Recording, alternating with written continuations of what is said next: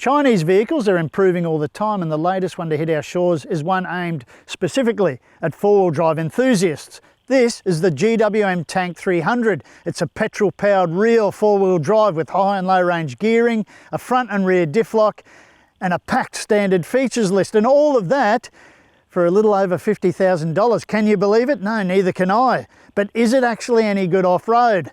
Well, that's what we're here to find out, so stick around. There are two petrol variants in the Tank 300 lineup. The Luxe, which is the entry-level vehicle, and that will cost you about $47,000, and that's driveway pricing. And our test vehicle, which is the Ultra, and that will cost about $51,000, and again, that is driveway pricing. Standard features inside the Tank 300 are pretty impressive. For one, you get this 12.3-inch touchscreen multimedia unit here, and to the right of it you get a 12.3-inch driver display, and it's all a really nice setup and easy to use. Everywhere else it's pretty prestige feeling. There are soft touch surfaces everywhere. The front seats are heated and cooled. They're Napa leather with those leather accents, and the driver's seat is 8-way power adjustable, so you do get a fair amount of stuff up front here for your money. And I'm talking about USB ports and power sockets, as well as plenty of storage spaces, and it all feels nicely put together. In terms of looks, it does have a real blocky, straight up and down appearance, which is not necessarily a bad thing. If you squint, it might give you some styling cues, some reminders of things like the Jeep Wrangler or the Suzuki Jimny, or even something like the Jeep Commander, which was from a while ago. It looks pretty good. That colour is dusk orange, but you can get other colours. The dusk orange comes with a $595 additional cost.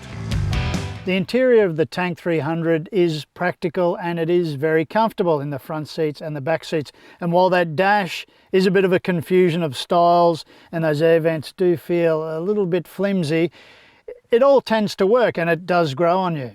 For this size four-wheel drive, there isn't a lot of space in the cargo area. Having said that, there's enough room to throw in your max tracks and those sort of bits and pieces, first aid kit, that sort of stuff. There are 4 tight end points and a 220-volt socket in the side. A little net pocket there for your few little bits and pieces. But other than that, it's a pretty utilitarian space. Carpeted, so it'll wear nicely when you're throwing dirty stuff in there. All in all, it's a functional little area. The Tank 300 has a 2-litre 4-cylinder turbocharged petrol engine, and that produces 162 kilowatts and 380 newton meters. That's paired with an 8-speed automatic transmission. And this tank also has high and low range gearing and a front and rear diff lock to bolster that engine. But the engine by itself with the auto, it's a pretty good combination on road, and more importantly for this test, off road. This is a real four-wheel drive wagon. It's a body-on-frame ladder chassis, so a little bit traditional, and it has everything you could ever need in a four-wheel drive. It's got all those driving modes: sand, mud, potholes, mountain, rocky hills, all that sort of stuff. That was just an alarm going off because I'm going through some deep potholes right now. And it's also got a front and rear diff lock, and it just feels very comfortable off-road. Now those driving modes that I mentioned, they tweak engine output, throttle control, that sort of thing, just to suit the terrain you're on, and they tend to work pretty well in this Tank 300. The Tank 300 has coil springs all round, so when you're on fast dirt tracks and even slower, lumpier bits, it tends to soften those a fair amount, even though this is quite a stiffer traditional ladder chassis vehicle. And just quickly before we really take a deep dive into the off-roading, the Tank 300 does surprisingly well on-road. I mean, it is a four-wheel drive wagon, so it's not going to be as dynamic or as lively as you might expect of a car that's built for those sort of environments, for the city and for suburbia, but it does pretty well. There is a touch of body roll sometimes when you're going through turns and that sort of thing, but nothing too drastic. And so how does it fare when you get into the proper low range four-wheel driving? Well, it does really well. And for something of this price point, it is packed full of so much driver assist tech that you would expect to see in a more expensive vehicle, maybe a top spec variant in another range of four-wheel drive wagons, but you get it here. You get all of those driving modes, you get the front and rear diff lock, and while the 360-degree camera with the transparent vision through the chassis of the vehicle might seem like a little bit of a novelty, I'm actually finding myself referring to it more and more, especially when you're going through potholed sections or deep ruts and those sorts of things, just to keep an eye on your line, where your wheels are going, just so you've got a little bit more control, a little bit more vision than you would normally have.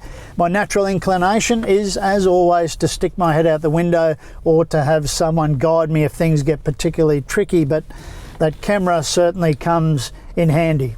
Low range gearing is good, and you've got plenty of low end torque out of that 380 Newton meters, which is not going to set anyone's world on fire, but it is really well used in this wagon. Approach and departure angles at 33 and 34 degrees respectively are pretty decent for a four-wheel drive wagon. No ramp over is listed, but this has a ground clearance of 224 millimeters and a wading depth of about 700 millimeters.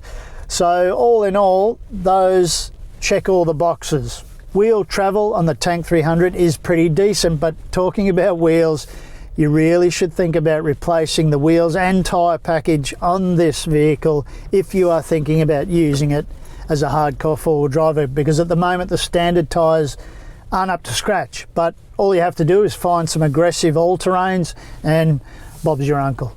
And one of the other niggles I have with this vehicle are its pronounced side steps. They really do stick out quite a bit, and as well as being a tad annoying when you're getting in and out of the vehicle because they are so massive and they do stick out so much, they can be a bit of a hindrance when you're four-wheel driving, because those side steps, because they stick out so much, they can tend to touch earth or scrape rock, or just be another bit you've got to watch out for when you're trying to get through safely and in a controlled fashion. All in all though, the GWM Tank 300 is a solid off-roader and it has plenty of potential, and it is very well equipped for such a sharply priced four-wheel drive wagon. Official fuel consumption in the Tank 300 is listed as 9.5 litres per 100 kilometres, and that's on a combined cycle. On this test, we've seen 11.9 litres per 100 kilometres, and that's quite reasonable, especially taking into account the fact that we've been doing a lot of low-range four-wheel driving. Now, the tank has a 75 litre fuel tank, so going by that fuel figure, you could expect a driving range of about 630 kilometres, give or take. The Tank 300 has the maximum 5-star NCAP safety rating, and that's from testing in 2022. Standard safety features on board include 7 airbags and a rafter of driver assist tech, including AEB, adaptive cruise control and tyre pressure monitoring. But for even more details, as always, read my full written review at carsguide.com.au. The Tank 300 is covered by a 7-year unlimited kilometre warranty, and you also get 5 years of roadside assistance and 5 years of cap price servicing. But at the time we film this right now, there are no details available on service intervals or in fact what you'll pay each time. But rest assured, if you keep an eye on carsguide.com.au, we'll have updates on that as soon as humanly possible. Overall, the GWM Tank 300 is a bit of a surprise. It's a very capable four-wheel drive, it's nice to drive on-road, and it is quite refined for something, especially at this price point. However, GWM is still quite a newish car brand in Australia, and there are some lingering question marks over the long-term reliability of its vehicles, but you certainly can't argue against the value for money factor that's strong in the Tank 300.